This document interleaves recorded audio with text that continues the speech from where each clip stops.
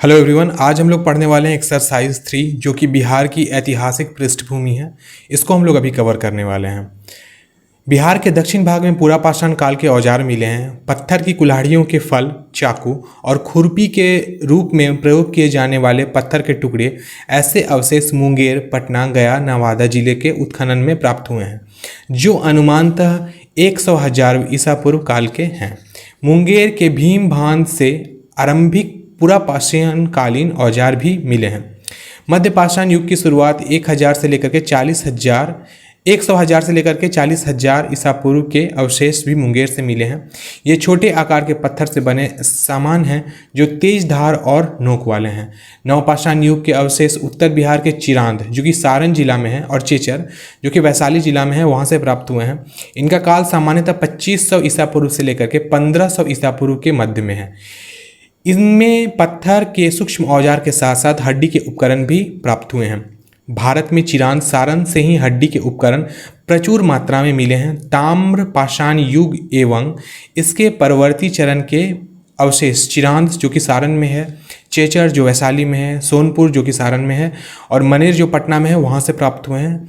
चिरांद में ताम्र पाषाण युगीन काले लाल मृदभांड भी प्राप्त हुए हैं। उत्तर वैदिक काल, जो कि 1,000 से लेकर के 600 ईसा पूर्व के समय की है, में आर्य का प्रसार पूर्वी भारत से आरंभ हुआ था। इसमें लौह प्रौद्योगिकी की देन निर्यानक थी। भारत में 1,000 से 800 ईसा पूर्व के मध्य लोहे का उपयोग आरंभ हुआ और इसी समय आर्यों का बिहार में विस्तार प्रारंभ भी हुआ। लगभग 800 ईसा पूर्व में रचित शतपथ ब्राह्मण विदेह माधव और उसके पुरोहित गौतम रहुगुण के सरस्वती नदी के तट पर आगे बढ़ते हुए बिहार में सदानीदा नदी, जो कि गंडक नाम से जानी जाती है, के तट पर पहुंचने का विवरण प्राप्त होता है। 6ठी शताब्दी ईसा पूर्व में बौद्ध रचनाओं के अनुसार 16 जनपदों और लगभग 10 गणराज्यों की जानकारी मिलती है, जिनमें 3 महाजनपद अंग, मगध और लिच्छवी बिहार में स्थित थे। इस तीनों के संबंध में विस्तृत जानकारी अंगुत्तर निकाय तथा भगवती सूत्र से भी मिलती है। अंग महाजनपद बिहार के वर्तमान मुंगेर और चंपारण जिले के क्षेत्र में फैला हुआ था। इसकी राजधानी चंपा, जो वर्तमान में चंपानगर भागलपुर के समीप में है, वहाँ पर स्थित थी। बौद्ध साहित्य में चंपा को तत्कालीन 6 प्रमुख नगरों में स्वीकारा गया है। मगध महाजनपद के अधीन आधुनिक पटना, नालंदा, गया और शाहाबाद के कुछ क्षेत्र थे। इसकी राजधानी गृहराज अथवा राजगृह, जो वर्तमान में राजगीर के नाम से जानी जाती है, वह थी। वैदिक साहित्य में मगध के लोगों का उल्लेख ब्राह्त अर्थात पतित के रूप में किया जाता है। 6ठी शताब्दी ईसा पूर्व से पहले मगध में बहिद्रनाथ राजवंश के शासन का उल्लेख प्राप्त होता है। गंगा के उत्तर में वर्तमान तिरहुत प्रमंडल के वज्जियों का संघ था, जो 8 गणराज्यों से मिलकर बना था। इसमें सबसे प्रबल लिच्छवी गणराज्य था, जिसकी सीमाएं वर्तमान वैशाली और मुजफ्फरपुर जिलों तक फैली हुई थी तथा राजधानी इनकी वैशाली थी। लिच्छवी गणराज्य ने अपनी राजधानी वैशाली में विश्व के पहले गणराज्य की स्थापना की थी। 8 गणराज्यों में से एक सात्रिक, जो कि ज्ञात्रिक नाम से भी जाना जाता है, गणराज्य था, जिसके प्रमुख सिद्धार्थ ने यहाँ महावीर का जन्म 540 ईसा पूर्व में कुंडल ग्राम में हुआ था। उनकी माता त्रिशला लिच्छवी साम्राज्य की प्रमुख चेटक की बहन थी। महावीर स्वामी ने 468 ईसा पूर्व में पावापुरी में निर्माण प्राप्त किया था। कौटिल्य ने लिच्छवी राज्य का उल्लेख राज शब्दोपजीवी संघ के रूप में किया है। लिच्छवी राज्य की राजधानी वैशाली की पहचान बसाड़ नामक गांव से की गई है। पूर्वोत्तर बिहार के शाक्य गणराज्य में सिद्धार्थ गौतम बुद्ध का जन्म हुआ था। इस गणराज्य की राजधानी कपिलावस्तु थी। इसी के समीप लुम्बिनी में गौतम बुद्ध का जन्म हुआ था। गौतम बुद्ध ने बोधगया में एक पीपल वृक्ष के नीचे ज्ञान की प्राप्ति की। यजुर्वेद में सबसे पहले विदेह राज्य का उल्लेख मिलता है। यहाँ के राजवंश की शुरुआत इक्ष्वाकु के पुत्र निमि विदेह से मानी जाती है। राजा मिथि जनक विदेह ने मिथिला की स्थापना की थी। इस वंश के 25वें राजा सिरध्वज जनक थे, जिनके द्वारा गोद ली गई पुत्री सीता का विवाह कौशल के राजा दशरथ के पुत्र राम से हुआ था। शतपथ ब्राह्मण में विदेह के जनक का उल्लेख सम्राट के रूप में किया गया है। ऋग्वेद में बिहार क्षेत्र के लिए कीटक और बृहत शब्द का प्रयोग भी हुआ है। वाल्मीकि रामायण में मलद एवं करुणा शब्द का प्रयोग संभवतः बक्सर क्षेत्र के लिए हुआ है। माना जाता है कि यहाँ ताड़िका राक्षसी का वध भगवान राम के द्वारा किया गया था। वायुपुराण के अनुसार गया में असुरों का राज्य था।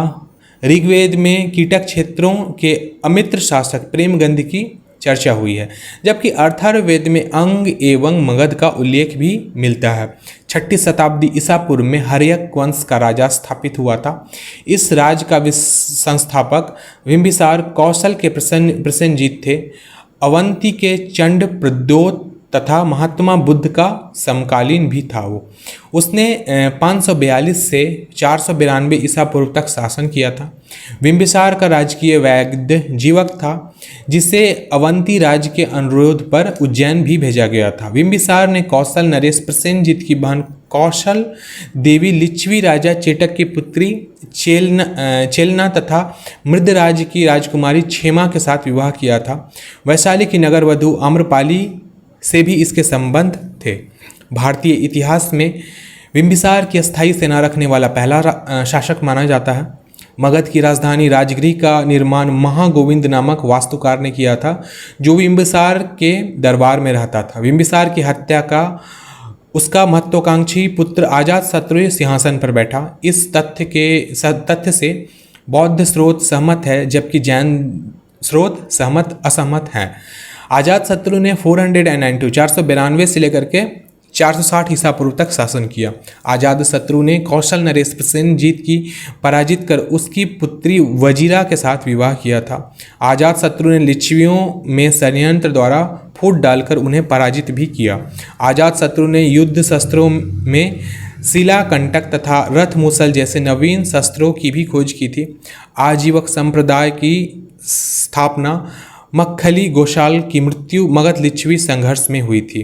अजातशत्रु ने शासनकाल के समय 483 ईसा पूर्व में प्रथम बौद्ध संगीति का आयोजन राजगृह में किया था।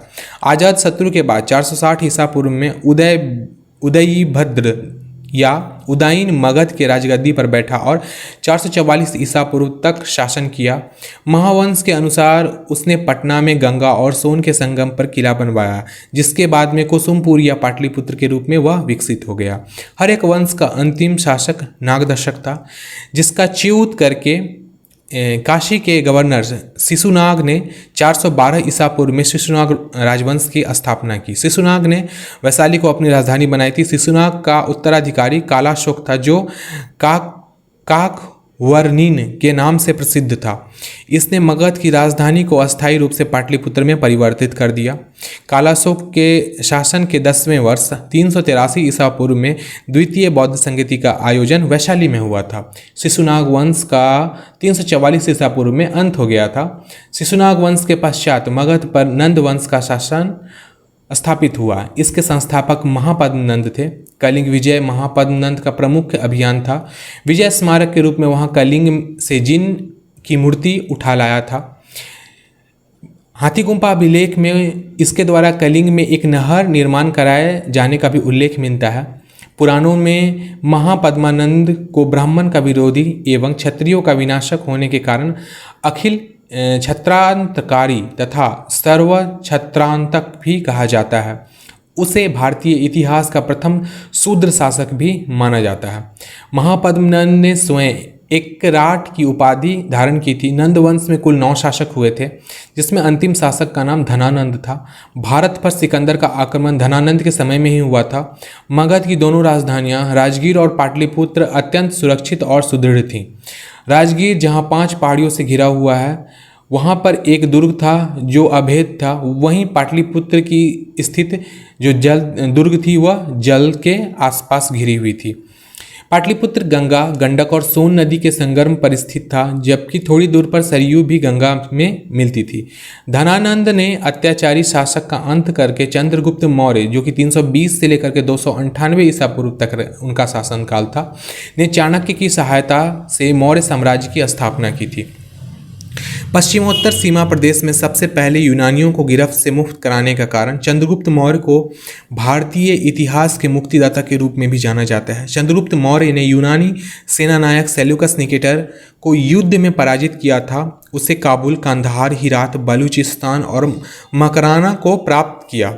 साथ ही सेल्यूकस की पुत्री से विवाह भी किया था। सेल्यूकस का दूत मेगास्थनीज 315 ईसा पूर्व में चंद्रगुप्त मौर्य की दरबार में पाटलिपुत्र आया था। मेगास्थनीज की इंडिका में राजधानी पाटलिपुत्र के नगर प्रशासन की विस्तृत चर्चा मिलती है। इसमें पाटलिपुत्र को पाली ब्रोथा कहा गया है। पाटलिपुत्र के प्रशासन का दायित्व 3 नगरीय की सभा पर था, जो 5-5 सदस्यों की 6 समितियों में संगठित थे। चंद्रगुप्त मौर्य की राजप्रसाद के अवशेष पटना के समीप कुम्हरारा गांव से मिलते हैं। इसे खोजने का श्रेय स्पूनर को है। भारत में प्रथम केंद्रीकृत प्रशासनिक व्यवस्था लागू करने का श्रेय चंद्रगुप्त मौर्य को ही दिया जाता है। चंद्रगुप्त के प्रशासन का पूर्ण विवरण कौटिल्य के अर्थशास्त्र से मिलता है, जिसे 28 अध्यक्षों एवं 18 तीर्थों की चर्चा भी मिलती है। चंद्रगुप्त मौर्य के उत्तराधिकारी बिंदुसार 298 से लेकर 272 ईसा पूर्व के दरबार में यूनानी राजदूत डीमाक्लस आया था। मौर्य वंश के महानतम शासक अशोक 272 से 332 ईसा पूर्व ने साम्राज्य विस्तृत की नीति अपनाई थी। सम्राट अशोक का राजमहल छोटी पहाड़ी से कुम्हरारा तक लगभग 10 वर्ग क्षेत्र में विस्तृत उन्होंने किया था। 261 ईसा पूर्व में कलिंग युद्ध के भीषण नरसंहार और रक्तपात ने अशोक को युद्ध के स्थान पर धम्म विजय की नीति अपनाने के लिए प्रेरित भी किया। बिहार में अशोक के अभिलेख बराबर सासाराम तथा चंपारण से प्राप्त होते हैं।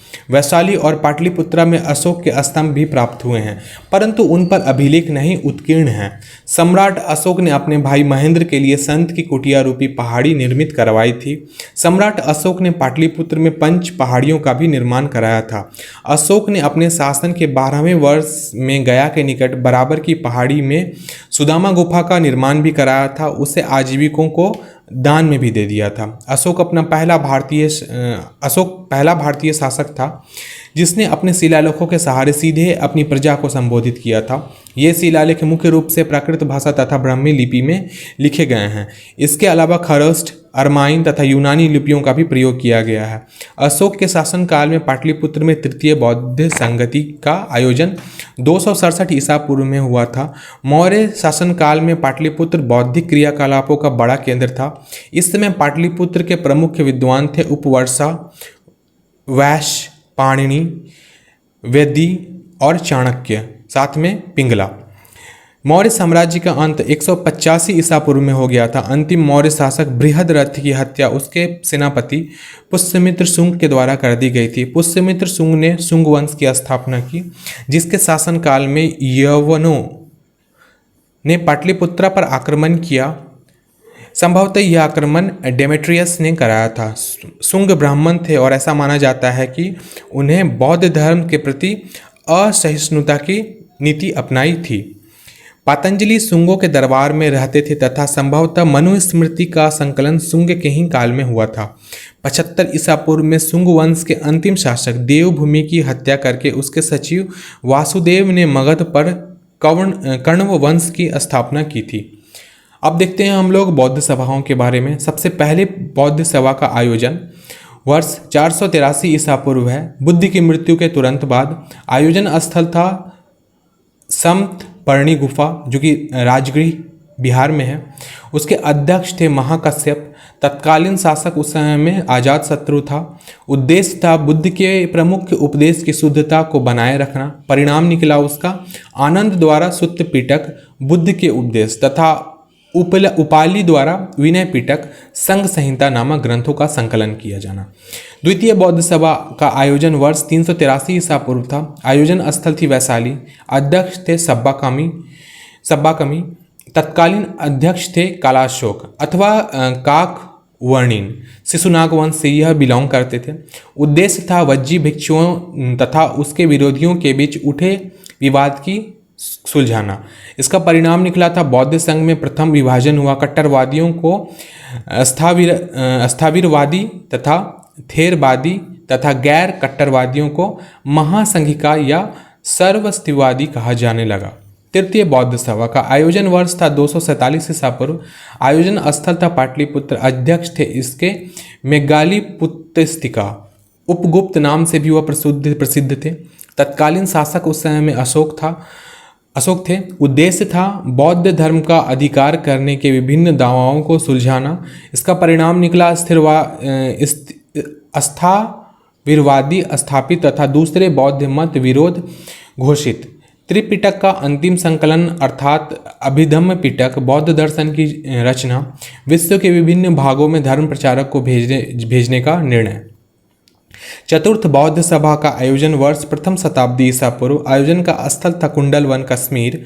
अध्यक्ष थे वसुमित्र, उपाध्यक्ष थे अश्वघोष, तत्कालीन शासक था कनिष्क। उद्देश्य था बौद्ध मतों के सभी 18 संप्रदायों के बीच उत्पन्न हुए विवादों को सुलझाना और टीकाओं का संकलन करना।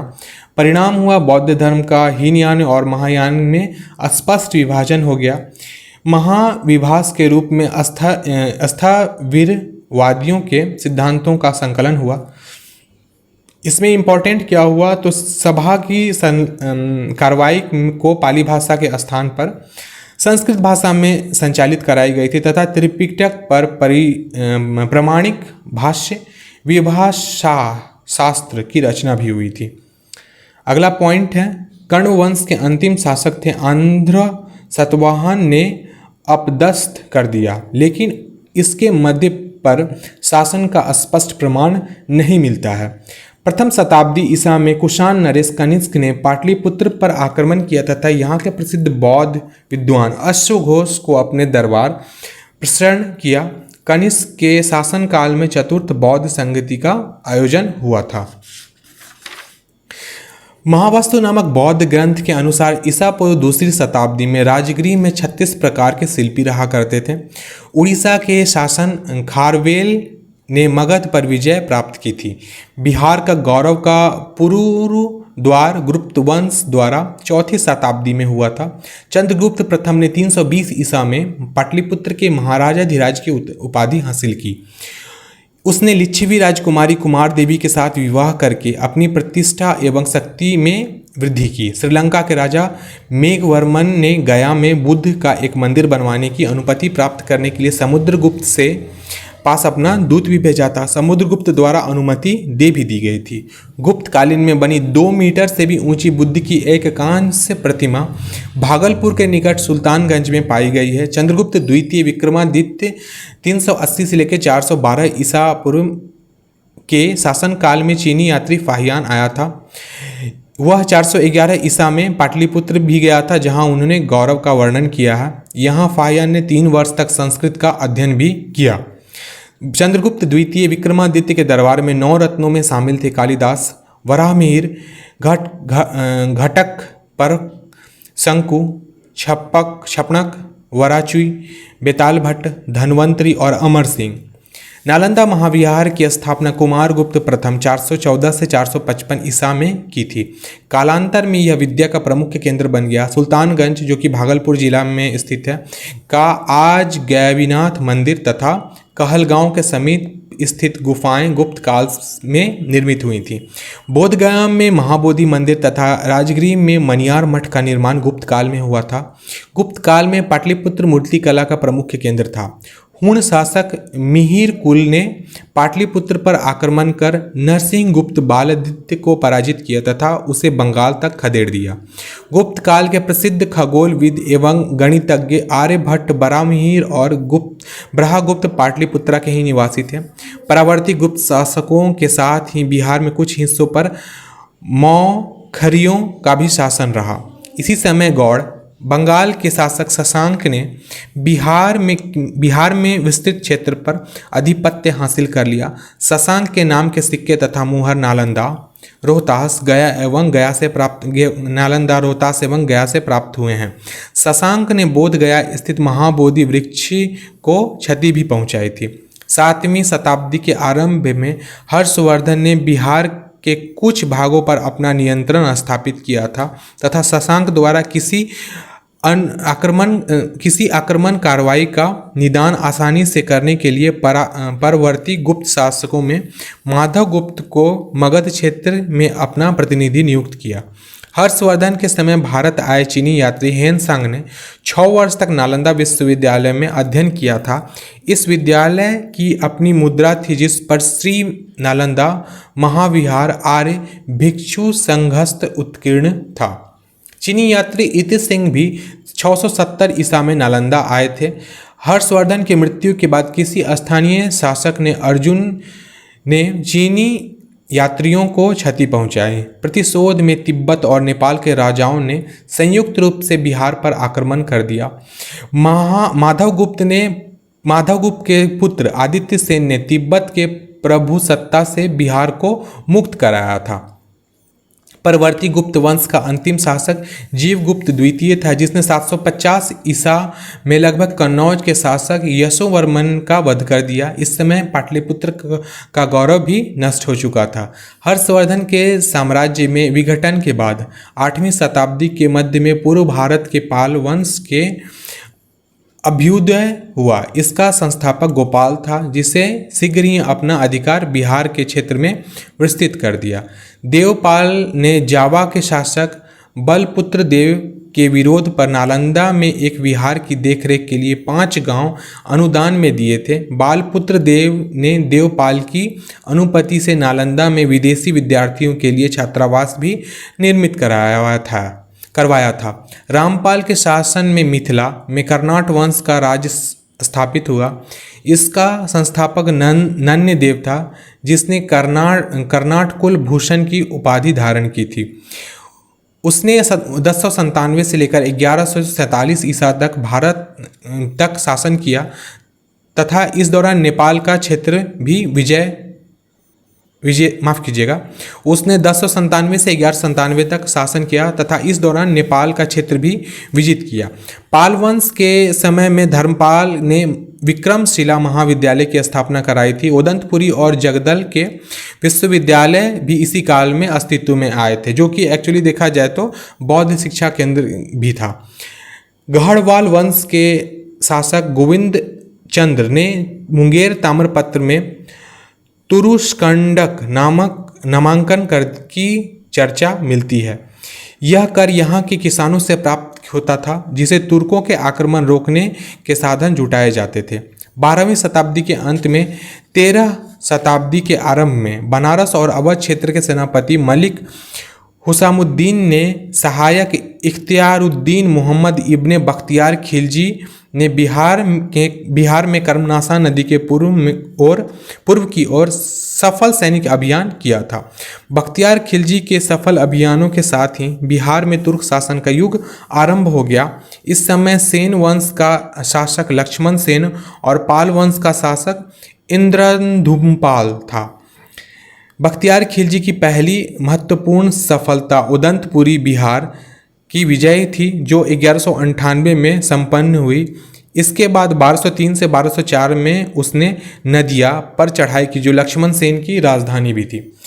इल्तुतमिश ने दिल्ली को सिंहासन पर बैठने के उपरांत बिहार पर अपना प्रभुत्व स्थापित कर बिहार का शासन इख्तियारुद्दीन चुस्तबा यागानुतुन तथा कुछ समय बाद इज्जुद्दीन तुगान खां को प्रदान कर दिया। बड़ा ही अजीब नाम है, बड़ा अजीब नाम, पता नहीं ऐसे कैसे नाम लोग याद रखेंगे।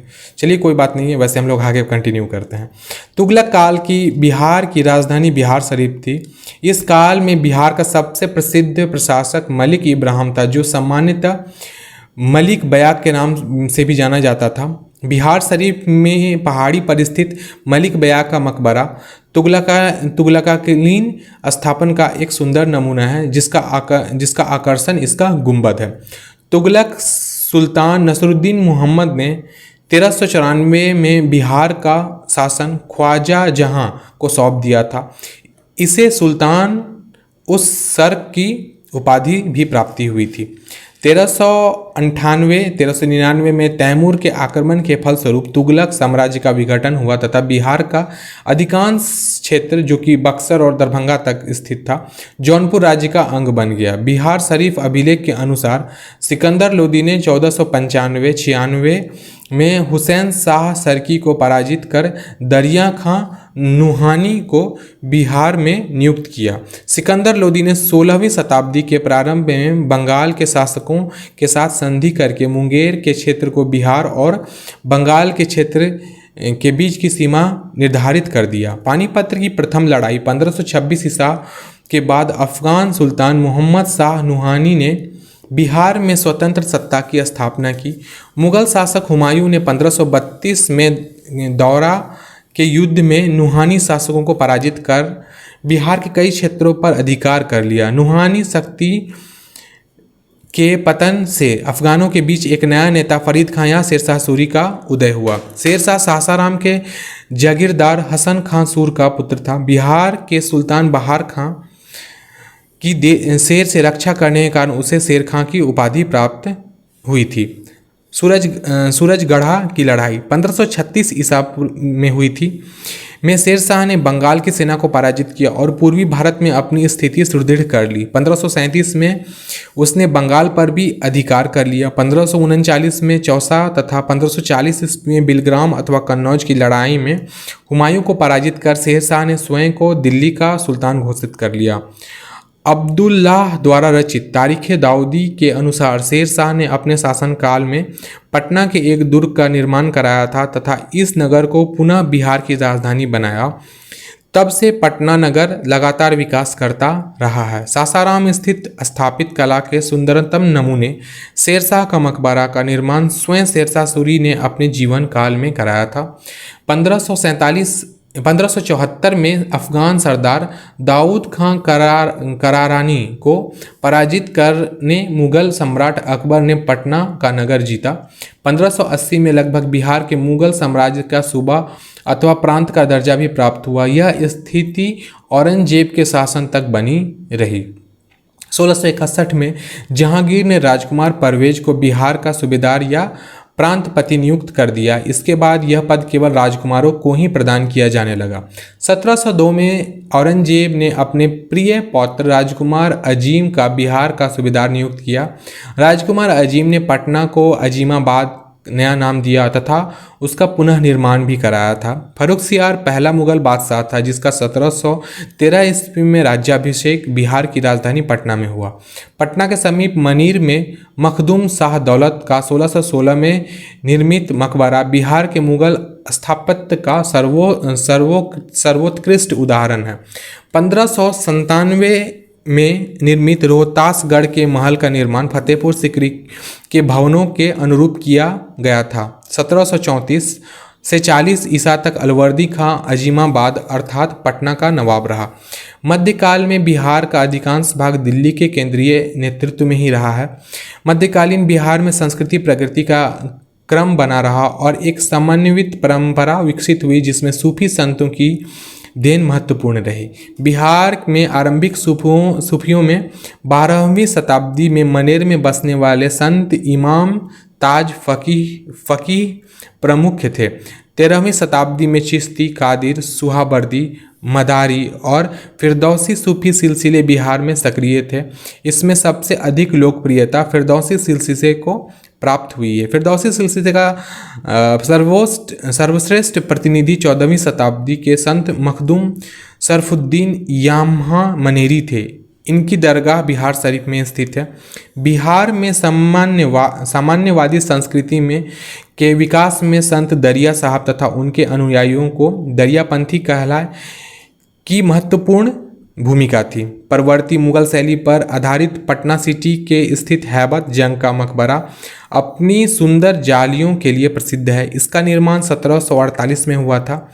सिखों के गुरु तेग बहादुर ने बिहार में सासाराम, पटना तथा बोध गया की यात्रा की थी। सिखों के 10वें गुरु गोविंद सिंह का जन्म पटना में 26 दिसंबर 1666 में हुआ था। वर्तमान में इस स्थान पर 109 फीट ऊंचा 7 मंजिला भवन निर्मित है जो सिखों के लिए पवित्रतम स्थानों में से एक है। इस गुरुद्वारे को तख्त श्री हरमंदिर भी कहते हैं। पटना शहर के पूर्व छोर पर कटरा मोहल्ले के निकट गुरुद्वारा गुरु का बाग है, जहां तेग बहादुर असम यात्रा से लौटते समय रुके थे। बिहार सोरा व्यापार के लिए प्रसिद्ध था, जिस पर डच व्यापारियों का प्रभुत्व था। वर्तमान पटना कॉलेज के उत्तरी इमारत में 1632 ईस्वी में डच फैक्ट्री स्थापित की गई थी। सोरा का व्यापार से लाभ उठाने के लिए अंग्रेज 1620 ईस्वी में पटना के आलमगंज में अपनी प्रथम फैक्ट्री स्थापित की। तत्कालीन बिहार के सूबेदार मुबारक खान ने अंग्रेजों के रहने की व्यवस्था कराई, लेकिन 1621 में यह फैक्ट्री बंद हो गई। 1664 में जॉब चर्चा को पटना फैक्ट्री का प्रधान बनाया गया, जो इस पद पर 1680 से लेकर 1681 तक बना रहा।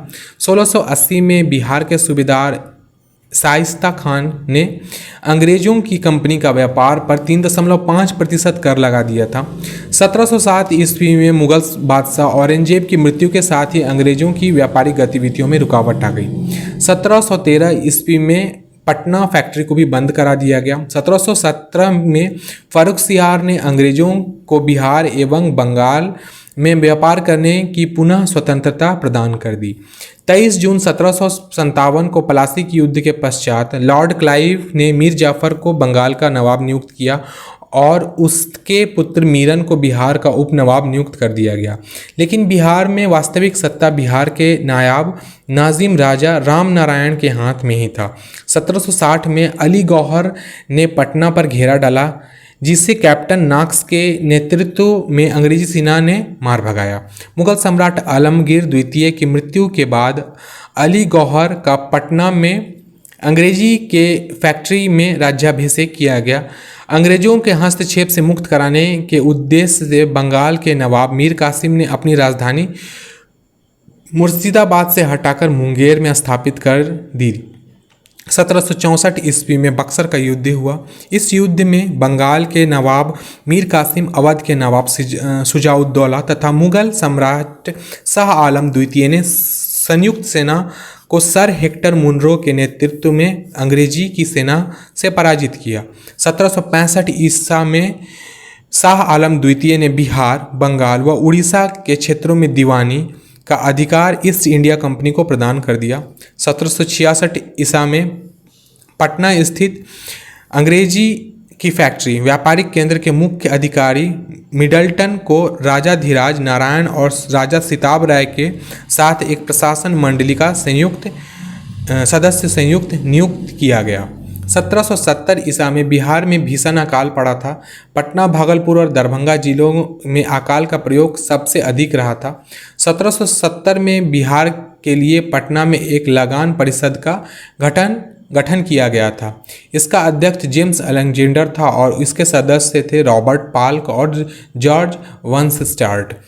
लगान वसूली का कार्य अब तक परिषद द्वारा देखा जाने लगा, जबकि सिताब राय के अधीन निजामत, जो कि सामान्य प्रशासन कार्य भी था, के कार्य रहे थे। 1764 में रेगुलेटिंग एक्ट पारित होने के बाद निरीक्षक और बिहार परिषद दोनों को समाप्त कर बिहार के लिए एक प्रांतीय सभा का गठन किया गया। 1790 ईसा तक अंग्रेजों ने बिहार की फौजदारी प्रशासन को भी अपने नियंत्रण में ले लिया था। पटना में प्रथम अंग्रेज मजिस्ट्रेट के पद पर चार्ल्स फ्रांसिस ग्रांट की नियुक्ति हुई।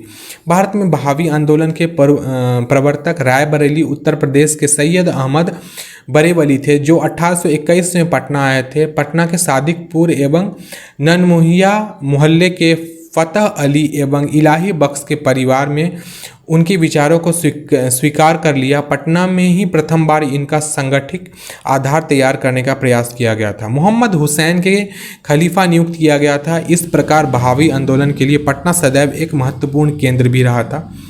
बिहार में बहावी आंदोलन का दमन 1863 में अम्बेला अभियान के पश्चात हुआ। 1865 में बिहार के वहबियों पर राजद्रोह के मुकदमे चलाए गए। बिहार से अहमदुल्लाह अब्दुर रहीम आदि को आजीवन कारावास की सजा देकर काला पानी, जो कि अंडमान द्वीप में स्थित है, वहां भेज दिया गया था। बहावी आंदोलन का बिहार के प्रमुख नेता मौलवी विलायत अली थे। इस आंदोलन के अंतर्गत सैयद अहमद बरेलवी द्वारा पटना में निम्नलिखित 4 खलीफा नियुक्त किए गए थे: विलायत अली, इनायत अली, शाह मोहम्मद हुसैन और फरहत हुसैन। संथाल विद्रोह के 2 प्रमुख नेता चांद और भैरव भागलपुर के समीक युद्ध में शहीद हुए थे।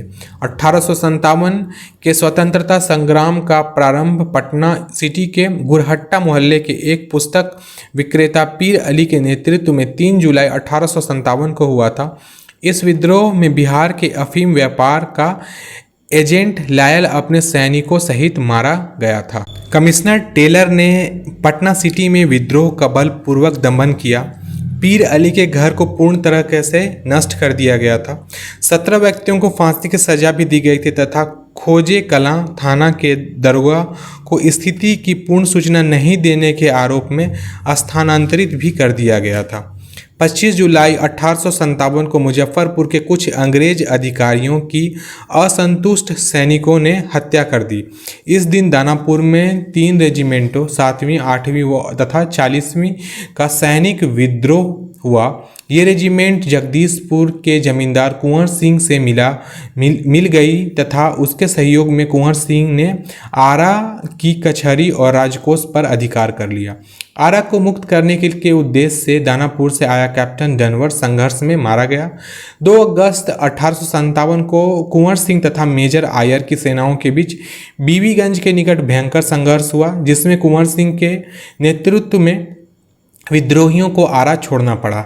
दिसंबर 1857 में कुंवर सिंह ने रीवा में नाना साहब के साथ मिलकर अंग्रेजों से युद्ध किया। तत्पश्चात उन्होंने आजमगढ़ में अंग्रेजों को पराजित किया। बलिया उत्तर प्रदेश के समीप अंग्रेजों के साथ युद्ध में विजयी होने के बाद जगदीशपुर की ओर लौटने के प्रयास में कुंवर सिंह ने 23 अप्रैल 1858 को कैप्टन ली ग्रांट के नेतृत्व वाली ब्रिटिश सेना को बुरी तरह पराजित किया, लेकिन कुंवर सिंह इस दौरान में घायल हो गए। 2 दिन पश्चात उनकी मृत्यु भी हो गई। कुंवर सिंह के बाद संघर्ष का क्रम उनके भाई अमर सिंह ने आगे बढ़ाया। शाहाबाद क्षेत्र में उनका नियंत्रण बना रहा। नवंबर 1858 तक इस क्षेत्र पर अंग्रेजों का अधिकार पुनः स्थापित नहीं हो सका। गया तथा संपर्ती क्षेत्र, नवादा, जहानाबाद, राजगृह, अमरथू आदि में 1857 के विद्रोह का नेतृत्व हैदर अली खां, मेहंदी अली खां, अहमद खां, गुलाम अली खां, हुसैन बख्श खां, हक्कू सिंह, नहनकू सिंह, फतह सिंह आदि ने किया था। छपरा में 1857 के विद्रोह का नेतृत्व मोहम्मद हुसैन खां ने किया। बिहार में 1857 के विद्रोह के प्रमुख केंद्र थे दानापुर, सारण, तिरहुत, चंपारण, शाहाबाद, मुजफ्फरपुर, भागलपुर, गया, रोहतास, सासाराम, राजगीर, बिहार शरीफ आदि। 3 जुलाई 1857 को ब्रिटिश सरकार ने सारण, तिरहुत, चंपारण तथा पटना जिले में सैनिक शासन लागू कर दिया। अगस्त 1857 में भागलपुर के विद्रोह भड़क उठा तथा विद्रोहियों ने गया पहुंचकर वहां कैद 400 लोगों को मुक्त करा दिया। इसके अतिरिक्त टिकरी राज पर भी हमला हुआ और वहां 10,000 रुपये लूट लिए गए। 1906-1907 में बाबाजी ठाकुर दास ने पटना में रामकृष्ण सोसाइटी की स्थापना की तथा क्रांतिकारी विचारों के प्रचार के लिए द मदरलैंड पत्र का भी प्रकाशन किया। 30 अप्रैल 1908 को मुजफ्फरपुर के प्रमुख वकील प्रिंगले कैनेडी की गाड़ी पर खुदीराम बोस तथा प्रफुल्ल चाकी द्वारा जज D.H. किंग्सफोर्ड की हत्या के उद्देश्य से बम फेंका गया। इसमें श्रीमती कैनेडी तथा उनकी पुत्री की मृत्यु हो गई। 1906 में सचिदानंद तथा महेश नारायण के द्वारा पृथक बिहार राज्य की मांग का समर्थन एक पुस्तिका प्रस्तुत की गई थी। राजेंद्र प्रसाद के द्वारा 1906 में पटना में बिहारी छात्र सम्मेलन का आयोजन हुआ। बिहार स्टूडेंट कॉन्फ्रेंस की गठन भी करी गई। बिहार प्रादेशिक सम्मेलन का प्रथम अधिवेशन पटना में 1908 में संपन्न हुआ। इस अधिवेशन में मोहम्मद फरुखुद्दीन के बिहार को बंगाल से पृथक कर एक नए प्रांत के रूप में संगठित करने का प्रस्ताव रखा, जिसे सर्वसम्मति से मान लिया गया। 1908 ईस्वी में नवाब सरफराज हुसैन खां की अध्यक्षता में बिहार के कांग्रेसियों को एक सभा का आयोजन हुआ। इसमें बिहार प्रदेश कमेटी का गठन हुआ। इसका प्रथम अध्यक्ष हसन इमाम को बनाया गया। इसने कोषाध्यक्ष सचिदानंद सिन्हा थे। 12 दिसंबर 1911 को दिल्ली में आयोजित शाही दरबार में बिहार और उड़ीसा के क्षेत्रों को बंगाल से पृथक कर एक नए प्रांत की संगठन करने की घोषणा साम्राज्ञी द्वारा की गई। नया प्रांत 1 अप्रैल 1912 से विधिवत स्थापित हो गया। कालांतर में उड़ीसा के क्षेत्रों को पृथक कर दिया गया तथा शेष क्षेत्र को मिलाकर 1935 में नए प्रांत बिहार का गठन हुआ। 1912 में पटना में कांग्रेस का 27वां सम्मेलन आयोजित हुआ। इसके अध्यक्ष R.N. मुधोलकर थे, जबकि महामंत्री सच्चिदानंद सिन्हा और स्वागत समिति के अध्यक्ष मजरूल हक थे। 1916 में पटना उच्च न्यायालय तथा 1917 ईस्वी में पटना विश्वविद्यालय की स्थापना हुई। 1918 में अंग्रेज सरकार ने मुजफ्फरपुर में रत्नाकर प्रेस से मुद्रित पुस्तक माँ की पुकार तथा 12 जुलाई 1919 को प्रकाशित कविता खूनी कफन जब्त कर ली गई थी। 16 दिसंबर 1916 को बांकीपुर की सभा में बिहार के पहली होम रूल लीग की स्थापना हुई। इसके अध्यक्ष मजरूल हक, उपाध्यक्ष सरफराज हुसैन तथा मंत्री चंद्रवंशी सहाय थे। श्रीमती एनी बेसेन ने होम रूल लीग के कार्यकलापों की सिलसिले में 2 बार 18 अप्रैल 1918 तथा 25 जुलाई 1918 पटना का दौरा किया। नील की आसामीवार खेती के 3 तरीके थे: कुर्तैली, खुश्की और तिनकठिया। कुर्तैली में आसामी का खेती व घर दीर्घकाल के लिए बंधक बनाकर रखा जाता था। खुश्की में कोटी की रैयत न होने वाले के साथ पट्टा किया जाता था। तिनकठिया में आसामी अपने खेत में प्रति बीघा 3 कट्ठे के हिसाब से नील की खेती करते थे। दिसंबर 1916 में लखनऊ कांग्रेस अधिवेशन में बिहार में राजकुमार शुक्ला को महात्मा गांधी को चंपारण आने का नियंत्रण दिया गया। गांधी जी चंपारण आए और 1917 में उन्होंने सत्याग्रह का प्रथम प्रयोग किया था। चंपारण सत्याग्रह तिनकठिया नील व्यवस्था के विरुद्ध था। 1916 ईस्वी में कांग्रेस के लखनऊ अधिवेशन में ब्रजकिशोर प्रसाद ने एक प्रस्ताव प्रस्तुत किया, जिसमें इन समस्याओं के निदान के लिए एक समिति का गठन करने की बात की गई थी। अप्रैल 1917 में महात्मा गांधी पटना और मुजफ्फरपुर होते हुए चंपारण पहुंचे। बिहार के उपराज्यपाल एडवर्ड गेट ने गांधी जी की वार्ता के लिए बुलाया था और किसानों की समस्या की जांच के लिए एक समिति का गठन का प्रस्ताव भी रखा, जो चंपारण एग्रीरियन समिति के नाम से भी जानी गई। महात्मा गांधी भी इस समिति के सदस्य थे। इस समिति के अध्यक्ष F.G. स्लाई थे। चंपारण आंदोलन में महात्मा गांधी के अन्य सहयोगी थे राजेंद्र प्रसाद, ब्रजकिशोर प्रसाद, धरणधीर, अनुग्रह नारायण सिंह इत्यादि। जून 1919 में मधुबनी जिले के किसान को स्वामी विद्यानंद ने दरभंगा राज्य के विरुद्ध संगठित किया। लगान गुमास्तों के अत्याचार का विरोध तथा जंगल से फल तथा लकड़ी प्राप्त करने के अधिकार की प्रस्तुति इन आंदोलन की विशेषताएं थी। प्रथम विश्व युद्ध आरंभ होने पर कुछ भारतीय मुसलमानों ने तुर्की की ओर से अंग्रेजी विरुद्ध युद्ध में भाग लेने की योजना भी बनाई थी। इस योजना में बिहार के कुछ मुस्लिम भी शामिल थे, जिनमें बहवी नेता मौलवी अब्दुल रहीम प्रमुख थे। प्रथम विश्व युद्ध की समाप्ति 16 फरवरी 1919 को पटना में हसन इमाम की अध्यक्षता की एक सभा में हुई, जिसमें खलीफा के प्रति मित्र देशों द्वारा उचित व्यवहार के लिए लोकमत बनाने की बात कही गई। अप्रैल 1919 में खिलाफत आंदोलन के प्रमुख नेता मौलाना शौकत अली पटना आए। 15 से 16 मई 1919 को फुलवारी शरीफ में मुस्लिम उलेमाओं का सम्मेलन हुआ, जिसमें सरकार के असहयोग का प्रस्ताव पारित हुआ। राजेंद्र प्रसाद एवं मोहम्मद फजलुल रहमान द्वारा 5 जनवरी 1921 को पटना में स्थित बिहार राष्ट्रीय महाविद्यालय, बाद में स्थापित बिहार विद्यापीठ के संबंध हो गया। ब्रजकिशोर प्रसाद, मौलाना मजरूल हक, डॉक्टर राजेंद्र प्रसाद, महात्मा गांधी ने संयुक्त प्रयास से स्थापित बिहार विद्यापीठ और इससे संबंधित राष्ट्रीय महाविद्यालय का उद्घाटन महात्मा गांधी ने 6 फरवरी 1921 को किया था। राष्ट्रीय महाविद्यालय के प्राचार्य डॉक्टर राजेंद्र प्रसाद थे, जबकि विद्यापीठ के कुलाधिपति मजरूल हक और कुलपति ब्रजकिशोर प्रसाद बने। असहयोग आंदोलन के क्रम में मजरूल हक, राजेंद्र प्रसाद, ब्रजकिशोर प्रसाद, मोहम्मद शफी आदि नेताओं का विधेयक के चुनाव से अपनी उम्मीदवारी वापस भी ले ली थी। मजरूल हक ने दीघा, पटना के पास अपने मित्र खैरू मियाँ के जमीन पर सिदाकत आश्रम का निर्माण कराया। यह स्थान बिहार के राष्ट्रीय आंदोलन का प्रमुख मुख्यालय बना तथा कालांतर में बिहार प्रदेश कांग्रेस कमेटी का कार्यालय भी बना। मौलाना मजरूल हक द्वारा स्थापित सदाकत आश्रम की जमीन पर ही अतिरिक्त बने नए भवन में बिहार विद्यापीठ भी खुला। 30 दिसंबर 1921 को मजरूल हक की सदाकत आश्रम से द मदरलैंड नाम का एक अखबार प्रकाशित करना आरंभ किया, जिसकी उद्देश्य राष्ट्रीय भावना का प्रसार तथा असहयोग कार्यक्रम का प्रचार और हिंदू मुस्लिम एकता का उपदेश देना था। 1919 के एक्ट में प्रावधानों के अनुरूप सत्येंद्र प्रसाद सिन्हा बिहार के गवर्नर बने।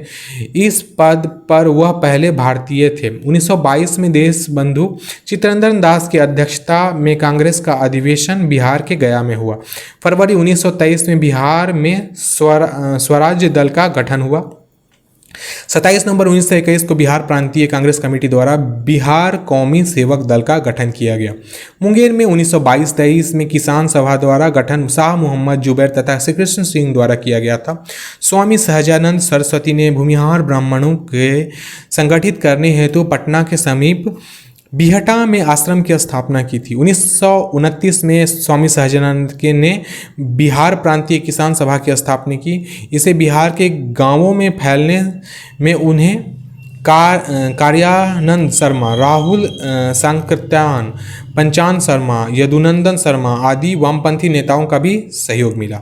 1936 ईस्वी में अखिल भारतीय किसान सभा का गठन हुआ। इसके अध्यक्ष स्वामी सहजानंद सरस्वती थे और महासचिव प्रोफेसर NG रांगा थे। 1931 में गया के यदुनंदन शर्मा के नेतृत्व में किसान आंदोलन भी हुआ था। 1933 ईस्वी में स्वामी सहजानंद द्वारा बिहार प्रांतीय किसान सभा में आयोजन के पुनः सक्रिय किया गया। अपने तीसरे हाजीपुर सम्मेलन में इस सभा का एक जुझारू कार्यक्रम स्वीकार किया गया था। 1935 में बिहार प्रांतीय किसान सभा ने जमींदारी उन्मूलन का प्रस्ताव पारित किया। नवंबर 1936 में कार्यानंद शर्मा के नेतृत्व में मुंगेर जिले के बढ़िया ताल में बिहार प्रांतीय किसान सभा ने जमींदारी उत्पीड़न के विरुद्ध संघर्ष किया था। गंगा के क्षेत्रों में वह सारण के किसानों का नेतृत्व यमुना कायथर्थी ने किया था, जबकि अन्नावारी क्षेत्र में किसानों के नेता राहुल सांकृत्यायन थे। बिहार में 6 अप्रैल 1930 को नमक सत्याग्रह शुरू करने की तिथि निश्चित की गई थी तथा राजेंद्र प्रसाद के आंदोलन की रूपरेखा भी तैयार की थी। सर्वप्रथम चंपारण व सारण में नमक सत्याग्रह की शुरुआत हुई। सारण जिले के बेजरा, गेरिया कोठी एवं हाजीपुर में क्रमशः 6, 7, 8 अप्रैल को नमक सत्याग्रह आरंभ हुआ। मुजफ्फरपुर में 7 अप्रैल तथा चंपारण जिले में कई स्थान पर 15 अप्रैल को नमक कानून भंग हुआ।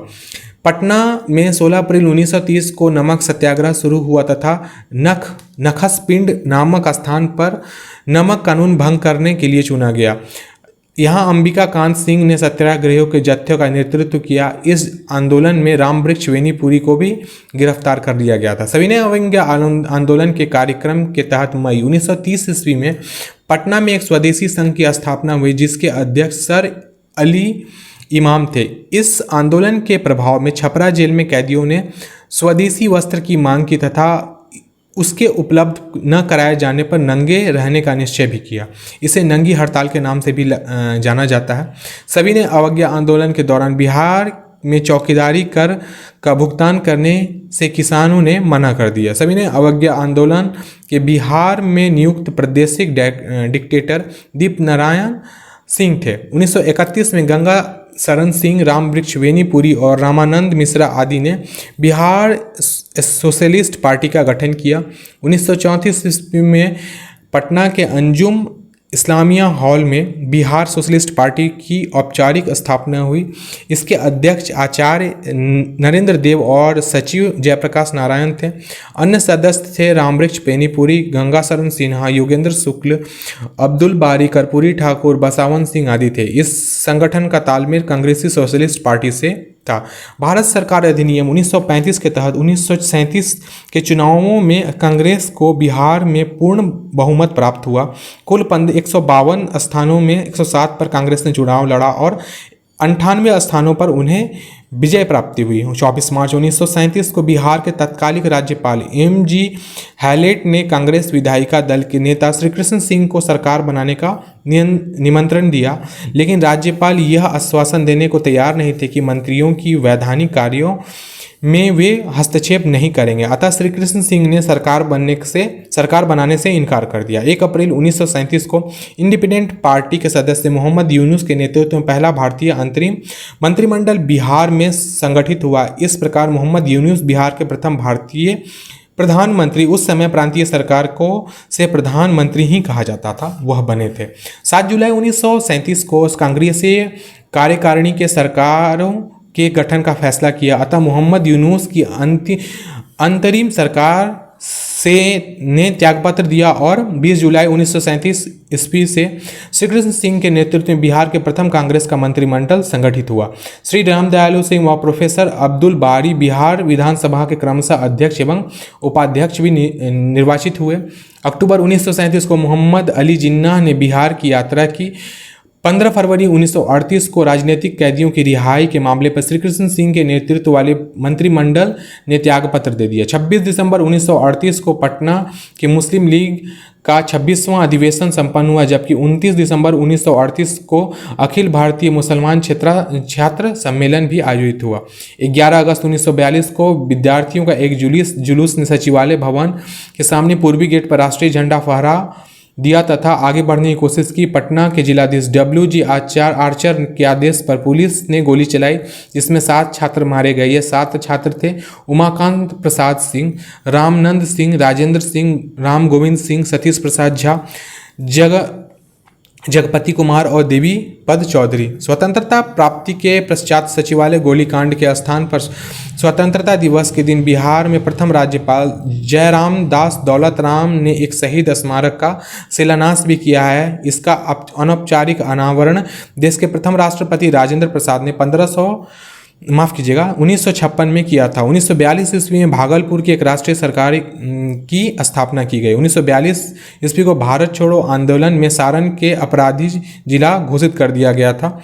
18 अगस्त तथा 30 अगस्त 1942 को मुंगेर जिले में परसाहा एवं रुईहार में दुर्घटनाग्रस्त होकर गिरने वाली शाही वायुसेना के विमान में कर्मचारियों की हत्या कर दी गई थी। पटना के समवर्ती क्षेत्र मुंगेर तथा भागलपुर में भारत छोड़ो आंदोलन के दमन हेतु वायुयानों का प्रयोग किया गया था। 1942 ईस्वी में किसान आंदोलन में सोशलिस्ट पार्टी के जयप्रकाश नारायण एवं रामवृक्ष बेनीपुरी की महत्वपूर्ण भूमिका थी। 9 नवंबर 1942 में दीपावली की रात्रि में जयप्रकाश नारायण, रामानंद मिश्रा, योगेंद्र शुक्ल, सूरज नारायण सिंह आदि ने हजारीबाग जेल की दीवार फांदकर भागने में सफलता हासिल कर ली थी। 1942 ईस्वी में जयप्रकाश नारायण के नेतृत्व में नेपाल में युवकों को छापामार युद्ध की शिक्षा देने हेतु केंद्र आजाद दस्ता को संगठित किया गया था। नेपाल में ही आजाद दस्ता का अखिल भारतीय केंद्र स्थापित किया गया था, जबकि बिहार में प्रांतीय कार्यालय संगठित हुआ। मार्च अप्रैल 1943 ईस्वी में नेपाल में राजा विलास जंगल में आजाद दस्ता का पहला प्रशिक्षण शिविर गठित हुआ, जिनमें बिहार के 25 युवकों को आग्नेय अस्त्र चलाने की शिक्षा दी गई, जिनके निर्देशक सरदार नित्यानंद सिंह थे। सिवान थाने पर राष्ट्रीय झंडा लहराने की कोशिश में फूलेन प्रसाद श्रीवास्तव पुलिस की गोलियों का शिकार हुए, जबकि अरवल में कुर्था थाने पर झंडा लहराने की कोशिश में श्याम बिहारी लाल मारे गए। इसी प्रयास में कटिहार थाने के और डुमरांव में पुलिस क्रमशः ध्रुव कुमार और कपिल मुनि को मार दी। भारत छोड़ो आंदोलन के क्रम में दरभंगा के कुलानंद वैदिक और सिंधवारा में कर्पूरी ठाकुर के संचार व्यवस्था को ठप करने का कार्य किया था। बिहार में क्रांतिकारी गतिविधियों को आगे बढ़ाने में सियाराम सिंह के नेतृत्व में सियाराम दल के उल्लेखनीय योगदान दिया। इस दल का प्रभाव भागलपुर, मुंगेर, किशनगंज, बलिया, सुल्तानगंज आदि में था। 15 जून 1944 को बिहार में गांधी दिवस के रूप में मनाया गया। 9 दिसंबर 1946 को स्वतंत्र भारत का संविधान बनाने के लिए संविधान सभा का सत्र बिहार में डॉक्टर सच्चिदानंद सिन्हा की अध्यक्षता में आरंभ हुआ। बाद में संविधान सभा को अस्थायी अध्यक्ष के रूप में डॉक्टर राजेंद्र प्रसाद को नियुक्त भी कर दिया गया। बिहार में प्रथम राज्यपाल जयराम दास दौलत राम और प्रथम मुख्यमंत्री श्री कृष्ण सिंह को 15 अगस्त 1947 को पदभार के भी ग्रहण किया। 26 जनवरी 1950 को भारतीय संविधान लागू होने के साथ बिहार भारतीय संघ के एक राज्य में परिवर्तित हो गया और उसकी शासन विधि भी निर्धारित हो गई। यह था हमारा चैप्टर 3। चैप्टर 3 के अंत के बाद हम लोग अगले दिन पढ़ने वाले हैं बिहार का सामान्य भूगोल।